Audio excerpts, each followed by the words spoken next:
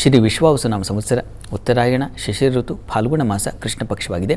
ಈ ದಿವಸ ಶುಕ್ರವಾರ, ತೃತೀಯ ತಿಥಿ, ಹಸ್ತ ನಕ್ಷತ್ರ. ಈ ದಿವಸ ಶುಕ್ರವಾರವಾಗಿದೆ. ತೃತೀಯ ತಿಥಿ ತುಂಬ ಚೆನ್ನಾಗಿದೆ. ಅನಂತರದಲ್ಲಿ ಈ ದಿವಸ ಚೌತಿಯೂ ಬರುತ್ತೆ. ಈ ಕಾರಣದಿಂದಾಗಿ ಸಂಕಷ್ಟಹರ ಚೌತಿ ಈ ದಿವಸವೇ ಇದೆ. ಹೀಗಾಗಿ ಗಣಪತಿಯ ಆರಾಧನೆಯನ್ನು, ತೃತೀಯ ತಿಥಿ ಇದೆ, ಅಮ್ಮನವ್ರ ಪ್ರಾರ್ಥನೆಯನ್ನು ಎರಡೂ ಮಾಡಿ, ಎರಡೂ ತಾಯಿ ಮಕ್ಕಳ ಬಾಂಧವ್ಯವನ್ನು ಸೂಚಿಸ್ತಕ್ಕಂಥ ದಿವಸವಾಗಿದೆ. ಹೀಗಾಗಿ ತಾಯಿಯ ಆರಾಧನೆ ಪೂರ್ವದಲ್ಲಿ ಮಾತಾ ಪೂರ್ವ ರೂಪಂ ಪಿತೋತ್ತರ ರೂಪಂ ಅಂತ ಇದೆ, ಉಪನಿಷತ್ ಹೇಳುತ್ತೆ. ಹೀಗಾಗಿ ಮಾತೆಯನ್ನು ಮೊದಲು ಆರಾಧನೆ ಮಾಡಿ ಆನಂತರ ಮಗನ ಆರಾಧನೆಯನ್ನು ಮಾಡಲಿಕ್ಕೆ ಅವಕಾಶ ಇದೆ ಈ ದಿವಸ. ಹೀಗೆ ತೃತೀಯ ಯುಕ್ತವಾದ ಚತುರ್ಥಿ ಬಂದರೆ ತುಂಬ ಒಳ್ಳೆಯದು. ಈ ದಿವಸ ಆ ಗೌರಿಯ ಪ್ರಾರ್ಥನೆಯನ್ನು, ಗಣಪತಿ ಪ್ರಾರ್ಥನೆಯನ್ನು ಎರಡು ಶ್ರದ್ಧೆಯಿಂದ ಮಾಡಿ. ಗಣಪತಿಗೆ ಬಹಳ ಮುಖ್ಯವಾಗಿ ಕೆಂಪು ಗಂಧವನ್ನು ತೆಗೆದು, ಅದು ರಕ್ತಚಂದನ ಅಂತ ಇದೆಯಲ್ಲ, ಆ ಚಂದನವನ್ನು ತೆಗೆದು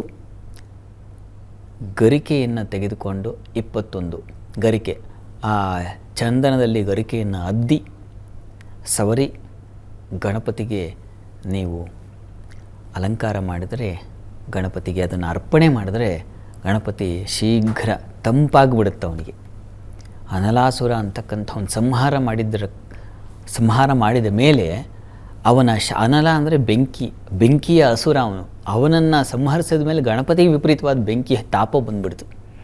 ಆ ತಾಪ ನಿವಾರಣೆ ಮಾಡಿಕೊಳ್ಳಿಕ್ಕೆ ಪಾಪ ಅವನು ಗರಿಕೆ ಮೇಲೆ ಹೊರಳಾಡಬೇಕಾಯಿತು. ಗರಿಕೆ ತಂಪು. ಇಂಥ ಗರಿಕೆಗೆ ಆ ರಕ್ತ ಚಂದನವನ್ನು ಹಚ್ಚಿ ಲೇಪನ ಮಾಡಿ ನೀವು ಗಣಪತಿಗೆ 21 ಸಮರ್ಪಣೆ ಮಾಡಿದರೆ, 21 ಗರಿಕೆಯನ್ನು, ಒಂದು ಗರಿಕೆ ತಗೊಳ್ಳೋದು, ಚಂದನವನ್ನು ಹಚ್ಚೋದು, ಸಮರ್ಪಣೆ ಮಾಡೋದು. ಈ ರೀತಿ ಗಣಪತಿಯ ಒಂದೊಂದು ನಾಮಗಳನ್ನು ಹೇಳ್ತಾ ಭಕ್ತಿಯಿಂದ ಗಣಪತಿಗೆ ಸಮರ್ಪಣೆ ಮಾಡಿದರೆ ಗಣಪತಿ ಏನು ಕೇಳ್ಕೊಳ್ತಾ ಇದ್ದಾನೋ ಭಕ್ತ, ಅವನ ಹತ್ತಿರ ಬಂದು ಕೂತ್ಕೊಂಡು ಆಯ್ತಪ್ಪ ಈಡೇರಿಸ್ತೀನಿ ನೀನು ಬೈಕ್, ಯೋಚನೆ ಮಾಡಬೇಡ ಅಂತ ಹೇಳ್ತಾನೆ.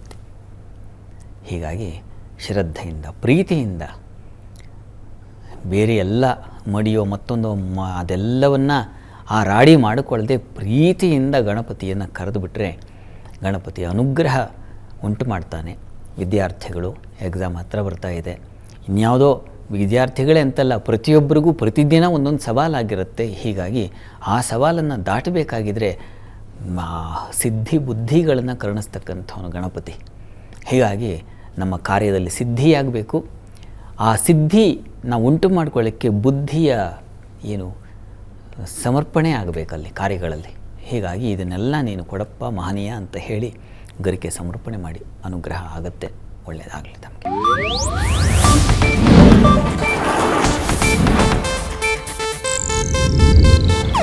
ಇದು ಏಷ್ಯಾನೆಟ್ ನ್ಯೂಸ್ ನೆಟ್ವರ್ಕ್ ಪ್ರಸ್ತುತಿ.